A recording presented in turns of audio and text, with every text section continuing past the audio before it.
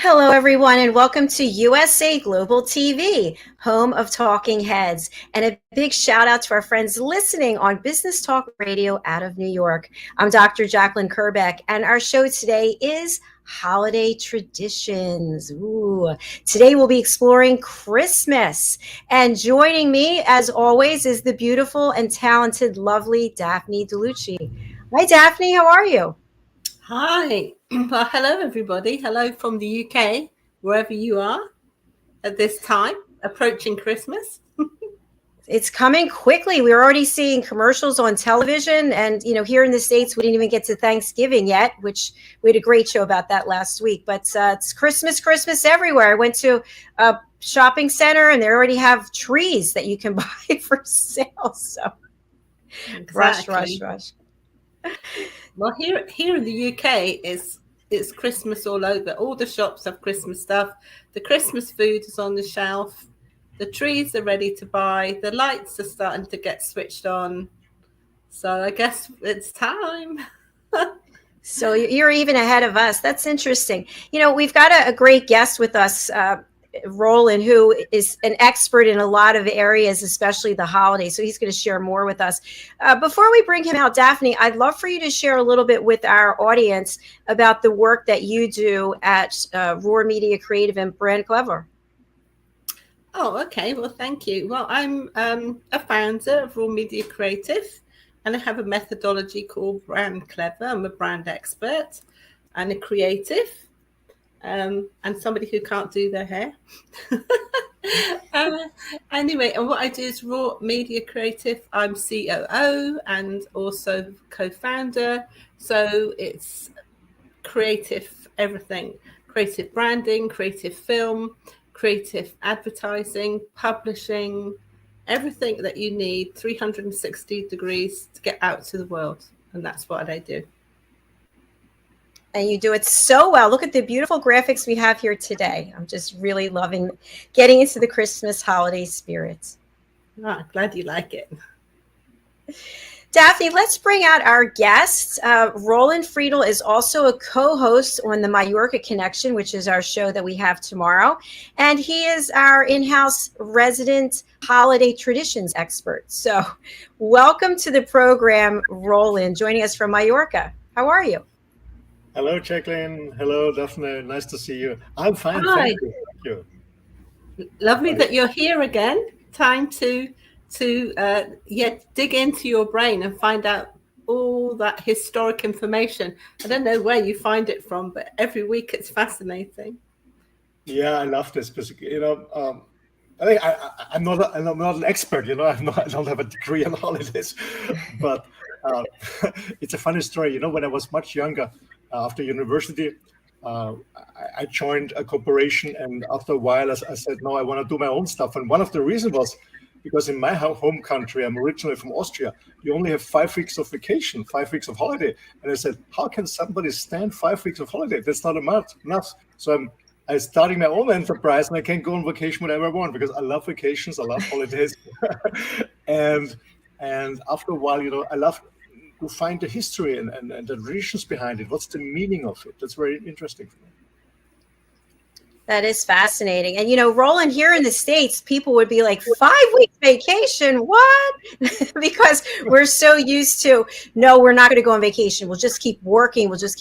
And I think with the pandemic, there's a shift now. People realize how important it is to take that time for self-care and to be with family. So yay to the holidays and to time off. I love it.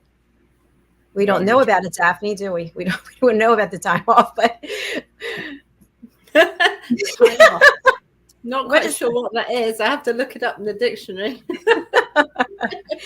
Well, before we dive right into Christmas, Roland, I'm going to spotlight you. If you could share with our audience about the wonderful work that you're doing and the value that you bring to the world. Yeah, thank you. Well, I'm the founder and CEO of a company called Spartner Performance Systems. And we are the ultimate leadership development organizational learning experience company, meaning that we support organizations and their leaders to improve their processes, to improve their conversations, everything that needs to be improved in a company to be fit for the next years, to fit for the market, for the competitors. That's what we're doing. And I'm very mission driven because I strongly believe that life is to be fulfilled. And also work is a huge part of our life. So the work that we do as leaders working in a corporation also has to fulfill us. So when we come home after work, fulfilled, happy, energized, that we still have time for our friends, our beloved ones who wait at home when we're coming back. So I love to support people to have a fulfilled life, to do a good job, but also to be energized and enjoying life. Wonderful. Thank you so much for sharing that. All right. Let's start talking about Christmas. So it occurs on the 25th of December every year. There's a lot of religious significance, and there's a lot of fun as well, and a lot of stress, I should add, gift giving and getting together with families. So I'm going to start off with you, Roland. What does Christmas mean to you? Oh, for me personally? Yes. Well, for me personally, right now, as I'm getting older and a little bit more mature and having a little bit more distance from my childhood, it's about contemplation, to have time to think about, to reflect, having time with the people I love. So it's less about decorating. It's less about shopping. It's less about receiving gifts. It's more about having time for the people for the persons around me who are important for me. It's time for contemplation for myself, because the end of the year is coming soon, and a new year starting, meaning a new year, new chance. So it's a good time to reflect. But when I think back as a child, it was a little bit bigger. I was excited about Christmas, but at the other time, as you mentioned it before, it was a very stressful time for my parents. So there was a lot of, the expectations have been very high. My parents have been hardworking people. So on especially on vacations, on holidays, and for Christmas, for the most, there was a lot of pressure on them. And so there was a lot of arguing, a lot of stress. And actually, as a child, I didn't really enjoy it. So not really, because it was a stressful time, and you could feel this kind of energy, and most of negative energy. So it was a little bit busy. I loved it. I was excited about it as a small kid. But on the other side, I was a little bit afraid, a little bit stressed what's going to happen at Christmas. And I noticed from many other people and many other friends, they had the same experience, unfortunately. But it's at the end, I have good memories. Well, thanks for sharing that. That's really authentic. I love that. We also have a comment from a new viewer, Nathi Zlamini. I hope I said that right. Very interesting. Thank you so much for watching and engaging. We appreciate it. Daphne, what about you? What does Christmas mean to you in your world, in your life? Well, Christmas is in 3 sections in my mind. So the first section will be the childhood Christmas. The middle section will be Christmas as a mother with children herself. And then the third Christmas is more of a spiritual thing. Yes, so I'll unpack them really quickly. When I was a child, there was no days off. It was hard work. And my mum had 2 businesses. And one of them, my parents had an import-export business for food. So in the little, that I come from the country, that's where everybody used to get their fruit and vegetables and everything that they needed to eat. Anyway, so Christmas time, my mother turned one of the big storage units into a Christmas grotto. She had a lot of brothers, so they used to be Father Christmas. I used to get dressed up. I had to get dressed up as an elf. I hated it.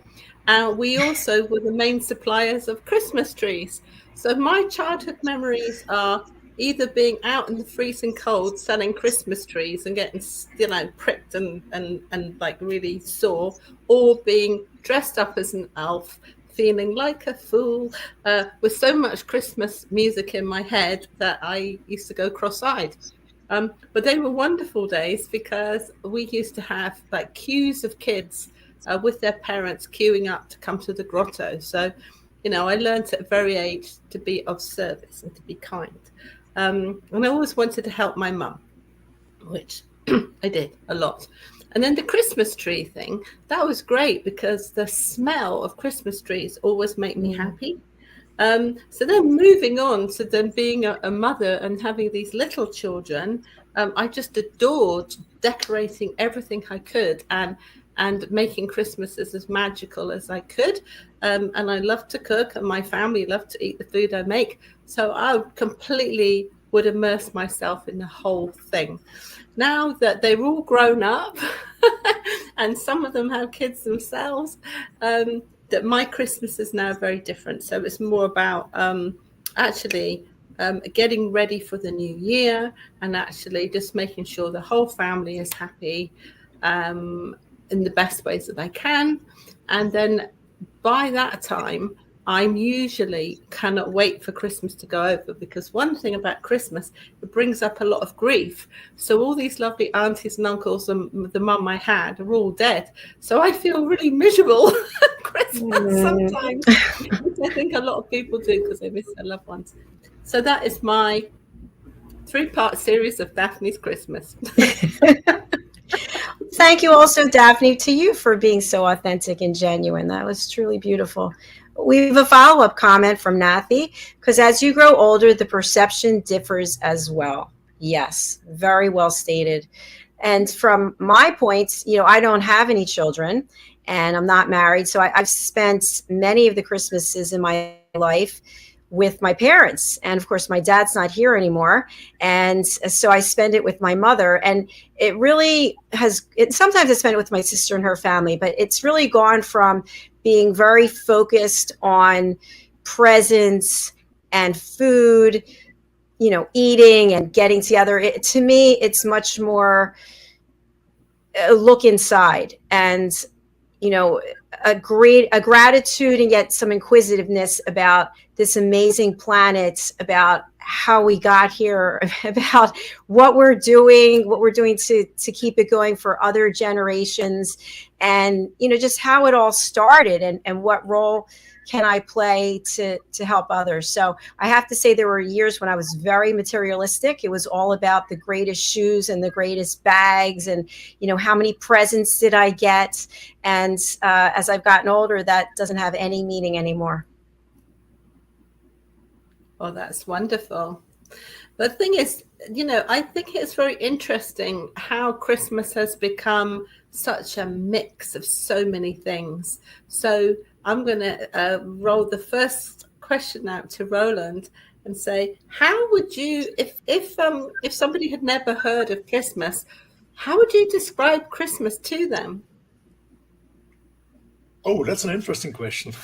How to describe Christmas to them?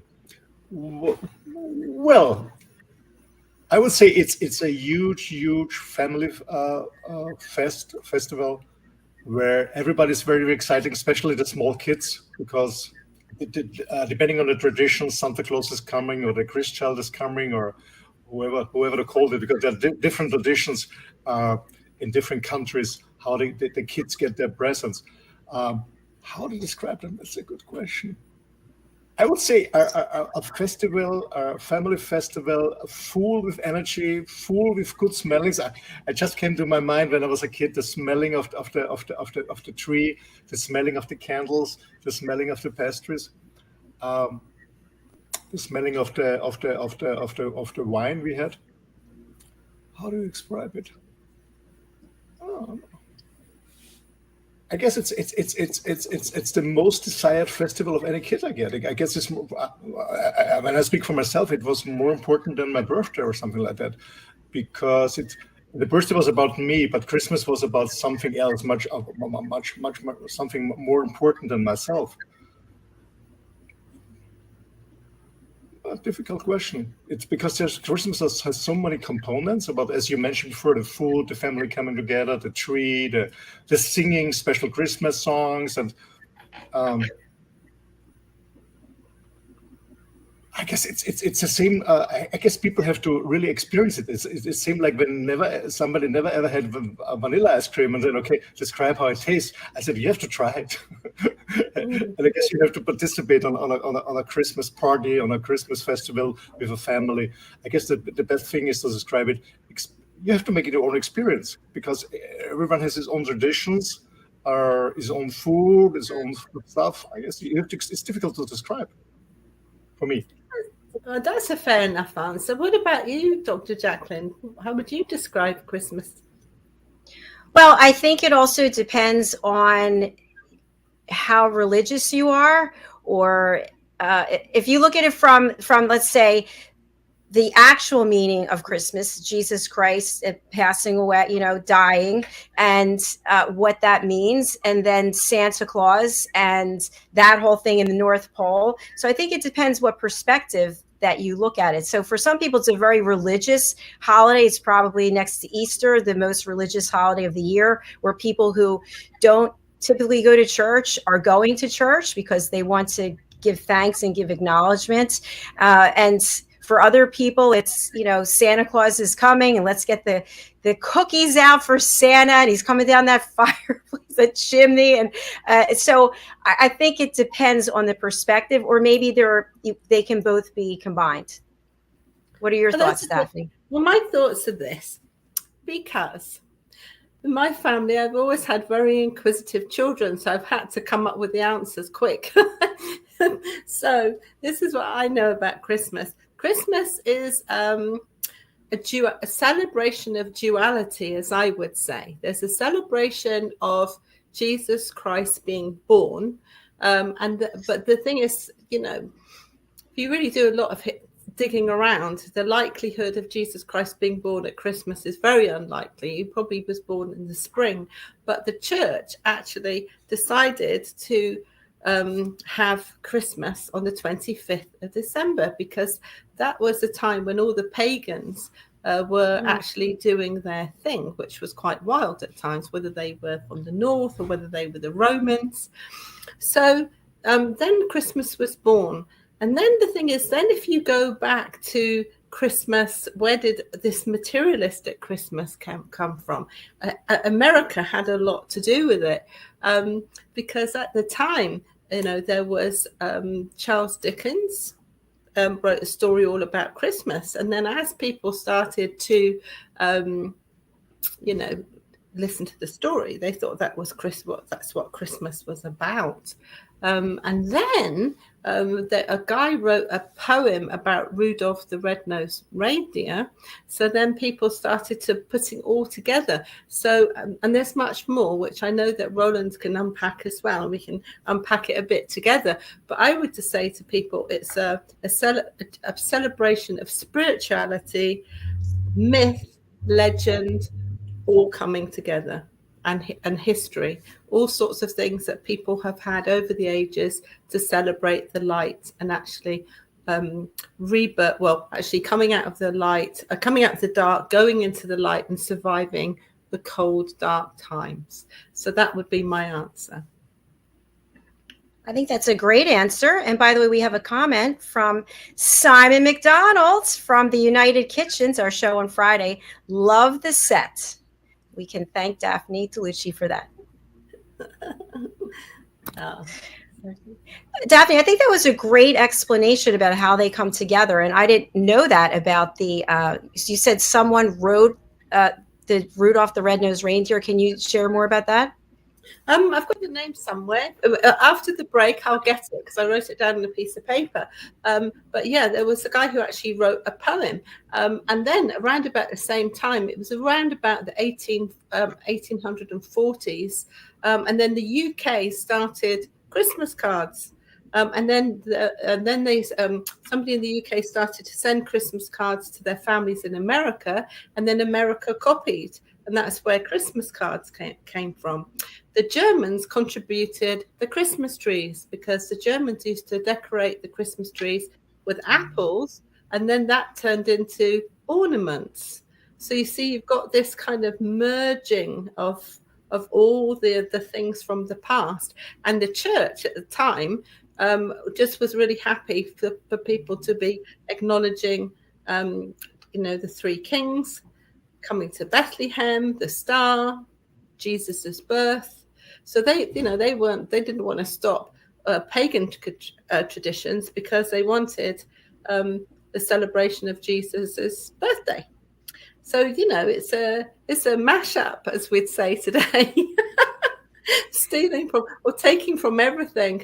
But the wonderful thing that Roland said, it's this wonderful time of the most magical celebration, the favorite celebration and tradition, where families are coming together, people are contemplating, they're giving presents, they're sharing food, and it is just, personally, to me, Christmas feels like a huge celebration of life, celebrating the year, celebrating Jesus, celebrating all the ancestors, whether they brought us trees or apples or what they did. And it's a big celebration of light. That's what I think. One of my favorite traditions, which I won't be doing this year, but it's putting up the tree.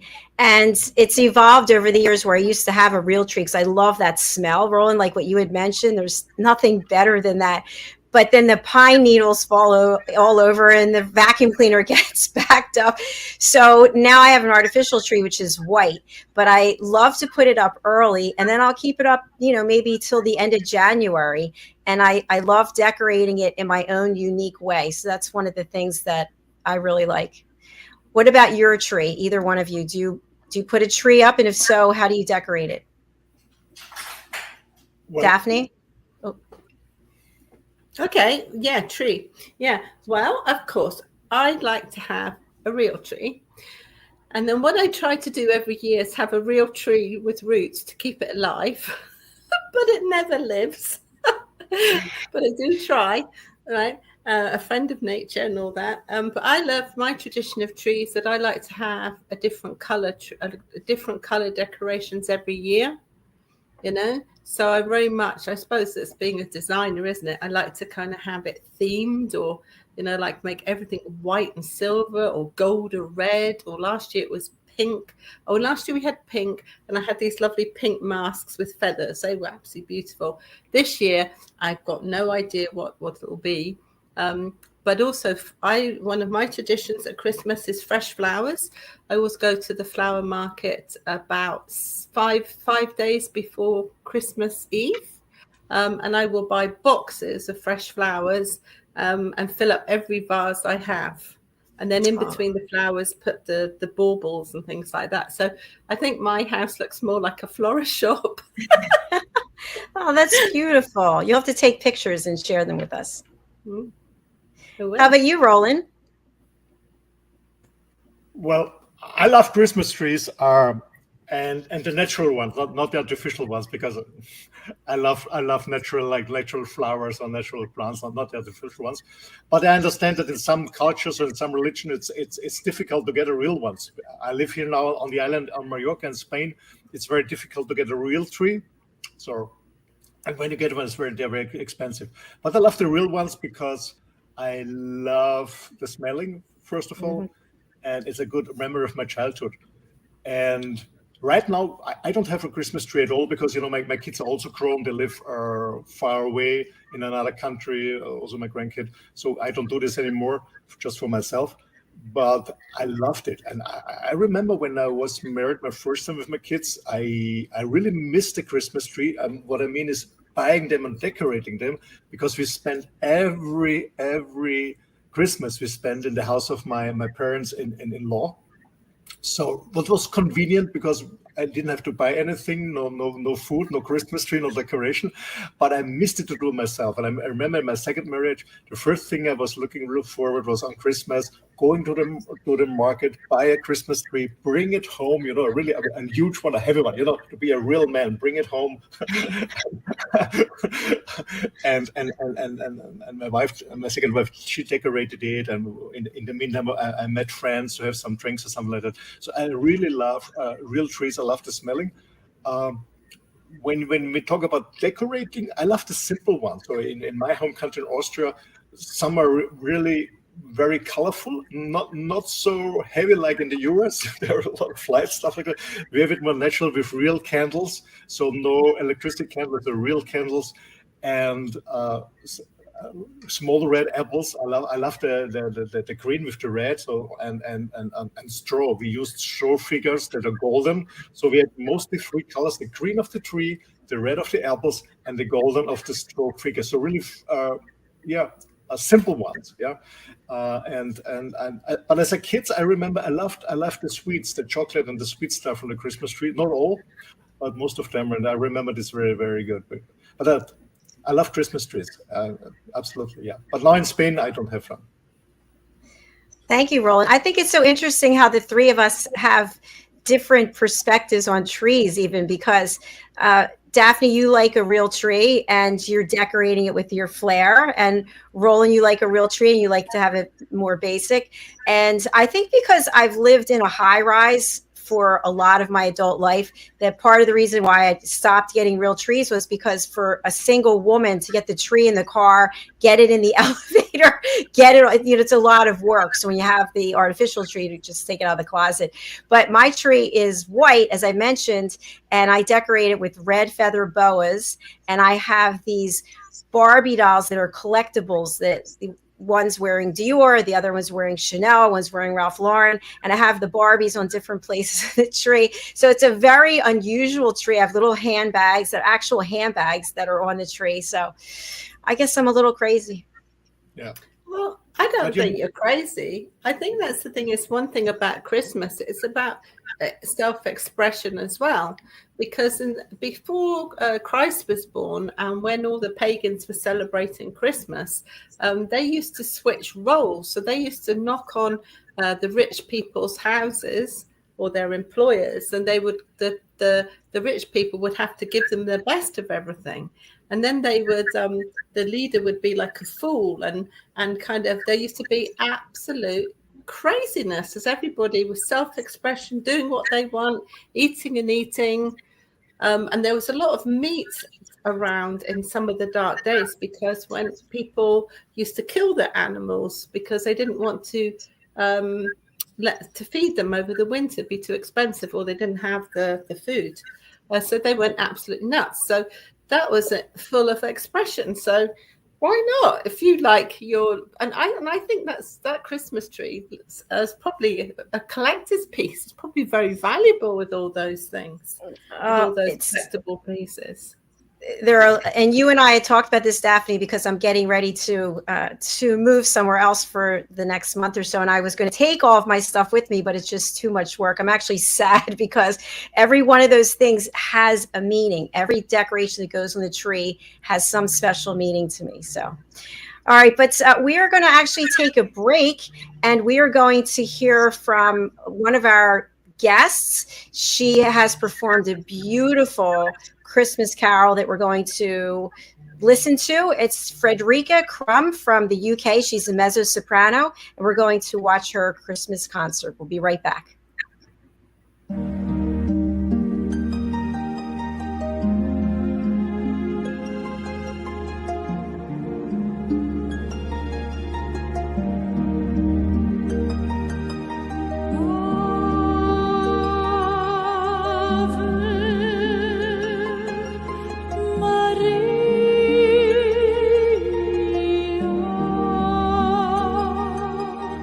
Gratia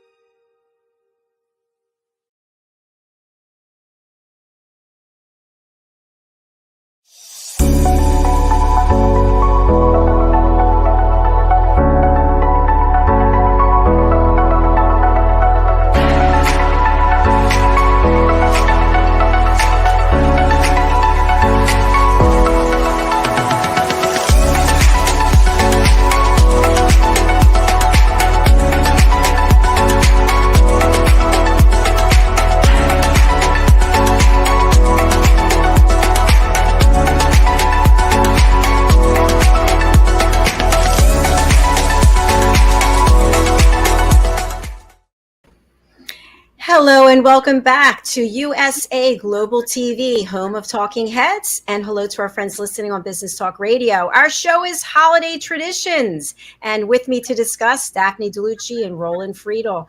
So in our first segment, we were talking about Christmas and the fact that Christmas can have many different meanings to people across the world. So there's the religious component, there's the family component, there's the holiday traditions, and I think there's also, as we mentioned, a lot of stress, a lot of energy leading up to it. And then Christmas Day is over and we're one day closer to the end of the year. And I think then people start doing a lot of soul searching about what they learned from this year, and then they take it into the next year. So Daphne, what are your thoughts about that? Well, deep thoughts as always. But before I answer your question, I'd just like to tell you that Kevin Clark Moore was the author who created Father Christmas in a Story. So this guy wrote all about Father Christmas, and then there was a story of this magical story that everybody started to believe in New York. Then there's a guy who comes up with a poem about Rudolph the Red-Nosed Reindeer. Then Charles Dickens writes this huge story, and there's a film made about Christmas. And then everybody is actually being hypnotized into this materialistic, magical Christmas, which I don't think that's bad, really. But this is where melancholy can actually come in, because when people don't have the magic anymore, or they perceive that the magic is being switched off, they can get really sad.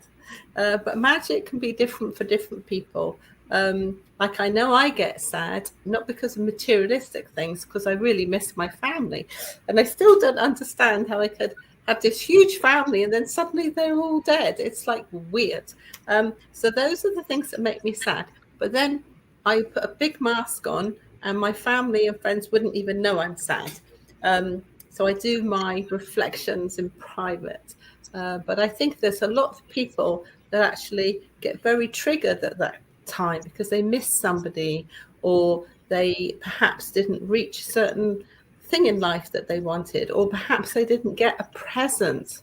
And I think these presents are really interesting, and I'd love to know your thoughts on presents as well. Like for me, I think if people haven't got the resources to go to the shops to buy a present, I think there's a lot of things that people could do. They could write like an amazing friendship letter or a love letter, or they could bake a cake, or they could go and make some flower bunch from the nature, or they could, these acts of kindness that fills people's hearts up.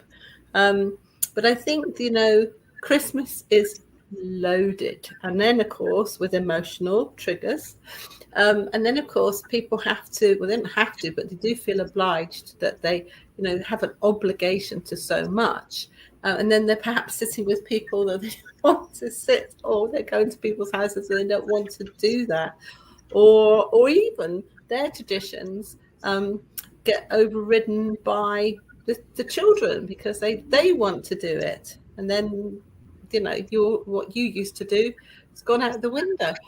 So it starts. So these, as I think the older people get, I think this melting pot of pressure actually grows. So I do think we need a cure for this. I'm not quite sure what it is. So that's my thoughts, Dr. Jacalyn. Roland, what do you guys think? Well, I'll just jump in quickly and say that I think you're right. I think that it is a trigger. There are many triggers for people around the holidays. I know personally, I spent several Christmases by myself, not that long ago even. And you have to find ways to, instead of saying, oh, boo-hoo, woe is me, what I would do is, and I've been trying to do this every Christmas, is go to a yoga class and start my day off that way by looking inside and kind of freeing myself of any toxins or any negativity that I have. But not everybody can do that. So it's also a great idea, I think, to volunteer if you can. I know some people who deliver meals to people for the holidays. One of our friends, Diane Floyd Beam, she does that. Roland, how about over to you? What are your thoughts? Well, as I mentioned before, Christmas is a very, very important festival, and we see it also from research that people that feel lonely at Christmas, or the people that are alone, feel very, very alone at Christmas, and suicide rate going up. So it's a very important festival, especially for the kids for sure, and for me it's also okay that there are gifts for kids and presents because that's what they want, and then that's very excited about it, and it's very nice to see this eyes, when the bell is ringing and they run into the living room and the candles burn on the tree, and maybe there's Christmas songs and a good smelling and a lot of nice decorated and bagged presents. When you see this faces of the kids, it's just wonderful. It's just wonderful. It's all worth, I guess, all the preparation is all worth of that. But when you're growing older, and like myself, and the kids are out of the house, uh, presents are less important. But what I want to mention out is it's very important to be not alone for Christmas, for many people. So I really encourage people that have a nice house, and when you know somebody in your neighborhood that is alone and doesn't know how to handle this aloneness, as you mentioned, Jacalyn, you said, okay, you get into a yoga class, so this is a very good thing. Or some people need really this time for contemplation and meditation, but most people don't have any practice in this and not experience it. So they feel really, really lonely. So I encourage everyone who has the chance to invite someone in the neighborhood, maybe for a Christmas dinner or a Christmas coffee break or a Christmas lunch, and share the time with these people, because people on Christmas who live alone feel very lonely. And I remember when my kids were raised up and I was alone, I always brought my mom from Austria to the island of Mallorca for 1 month and spent the time with her on Christmas. And I knew that she really enjoyed, because she was always alone, my mom, just with her cat. So I guess that's very important. But I want to mention one thing about loneliness. Because some we as Europeans, we all think, oh, the Americans, they're so crazy, they decorate everything like crazy with electricity and a lot of lamps and colors, and what I love so much in the US is when I'm driving the car and seeing all these decorated houses with thousands and thousands of lights and different figures, and it's just crazy what some people are really doing on that.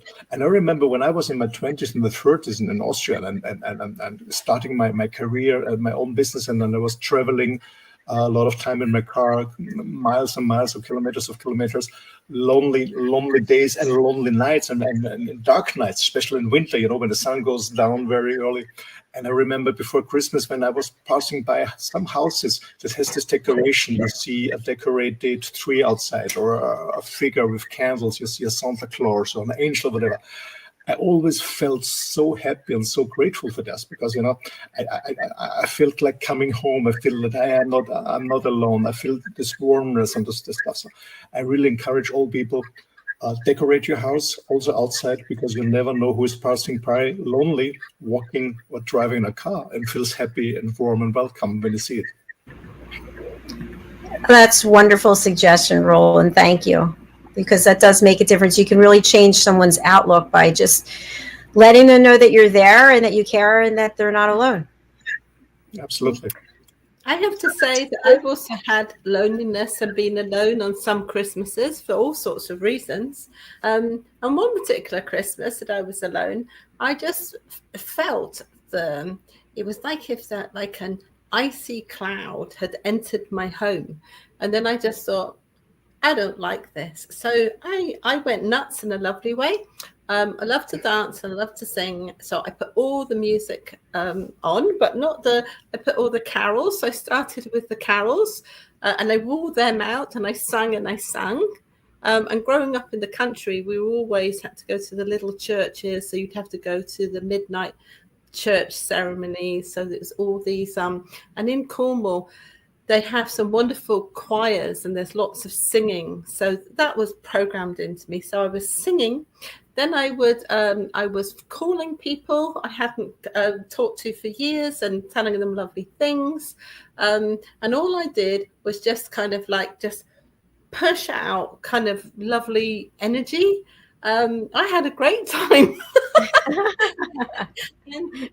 And the combination of what put me into that lonely situation, well, that didn't work at all. So, I just thought, well, you can't put you can't put me in the corner at Christmas, because I'm going to kind of like radio out. And the thing is, on this gifts, some people, when they're older, they say gifts are not important. But I'm going to just kind of put my hand up and say, hello, everybody. I think they are, because everybody's got an inner child inside of them. And, you know, it's so lovely when somebody thinks of you and they maybe give you a little flower or a little box of something, or whatever nonsense you can find for somebody.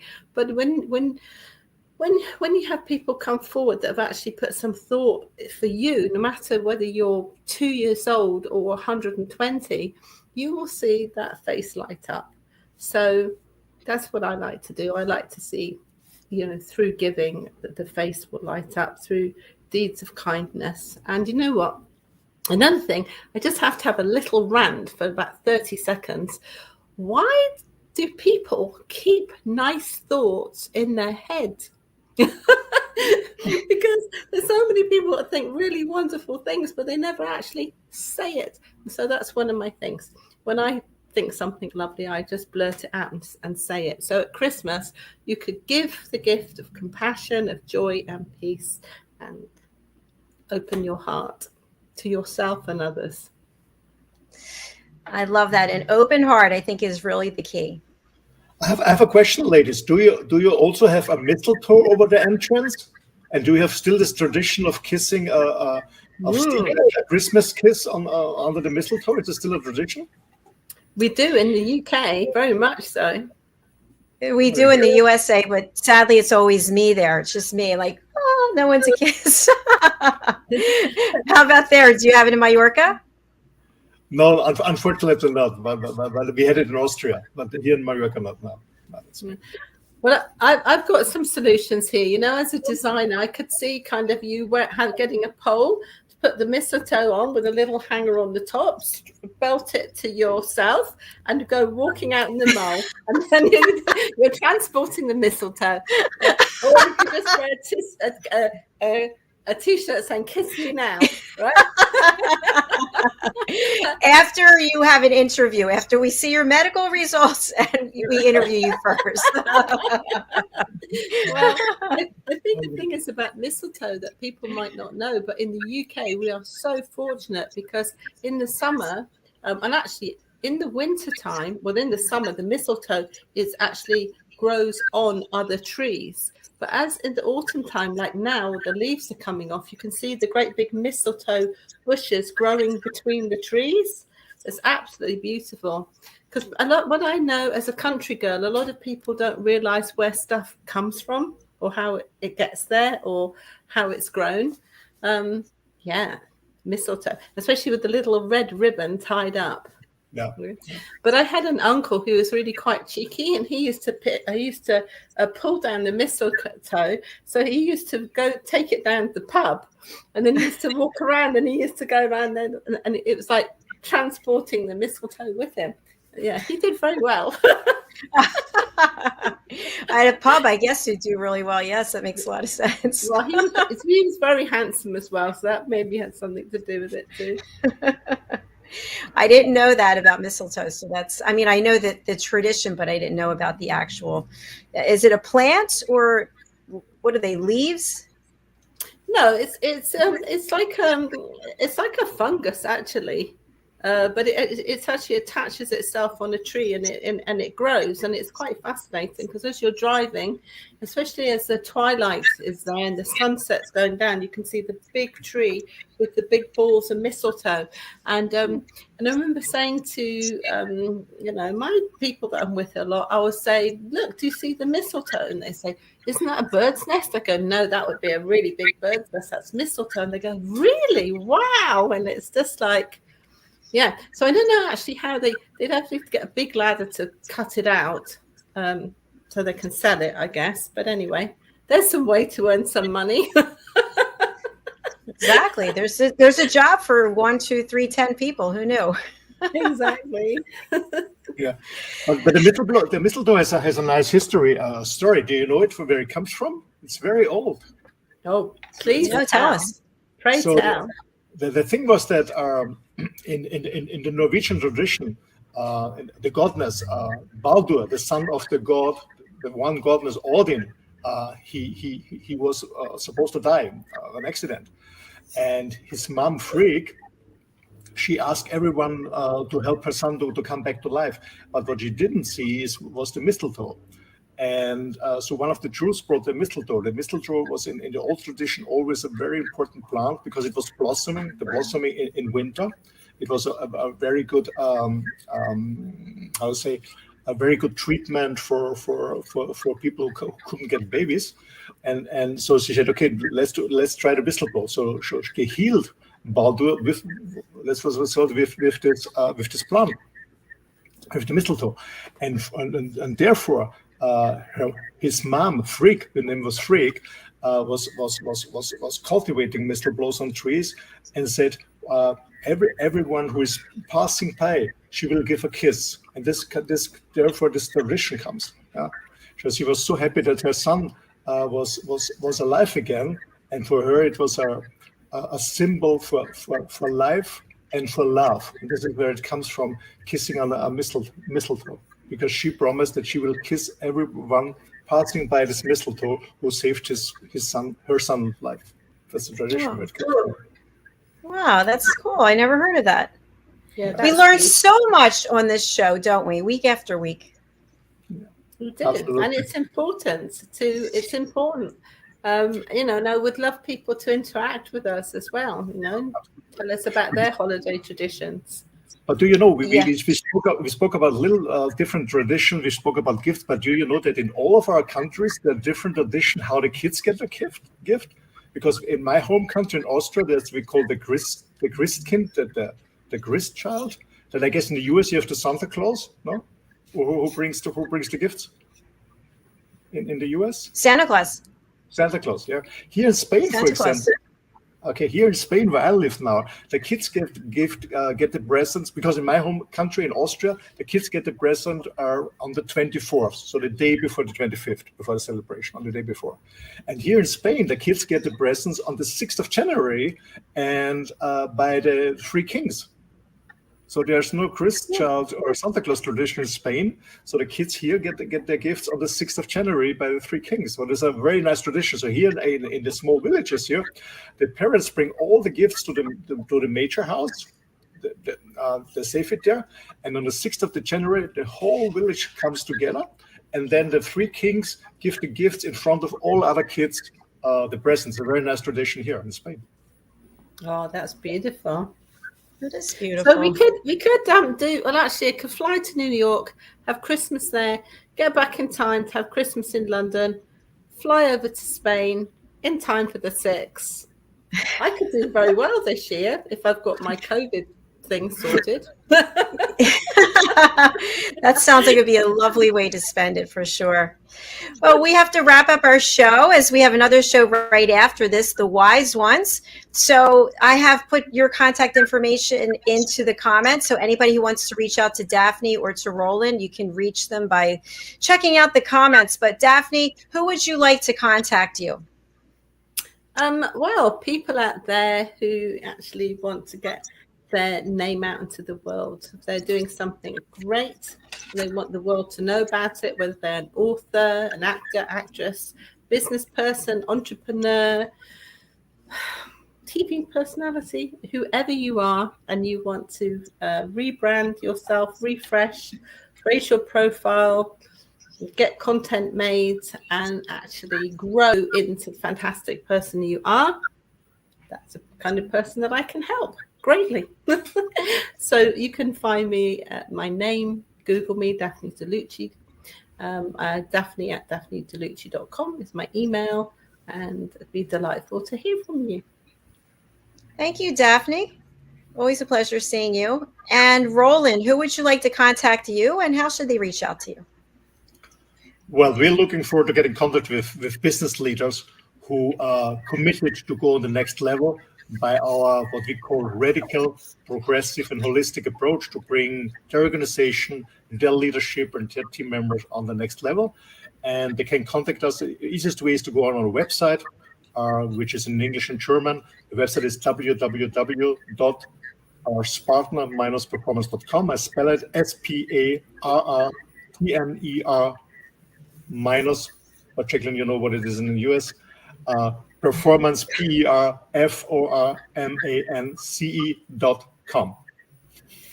Thank you, Roland. And here in the States, we call it a dash. Dash is the same thing as a minus. So do reach out to them. I'm very excited because yesterday I was able to make 2 connections for people who watched our show and were interested in getting in touch with the different co-hosts. So that's always really exciting. So, all right, everybody, we have to say goodbye. We'll be back next week. What holiday are we going to do next week? I don't know. Go ahead, Roland. Yeah, New Year's Day? Yeah, New Year's Day. New Year's Day. All right. Daphne, you like it? New Year's Day. I like Or New Year's Eve. Day, yeah, New Year's Eve. Oh, yes, there's a lot to talk about there. Yeah. New Year's Eve first. All right, let's do New Year's Eve. All right, bye, everybody. Thanks for watching. Thanks for listening. We appreciate it. We'll see you next week. Bye-bye. Bye. Bye.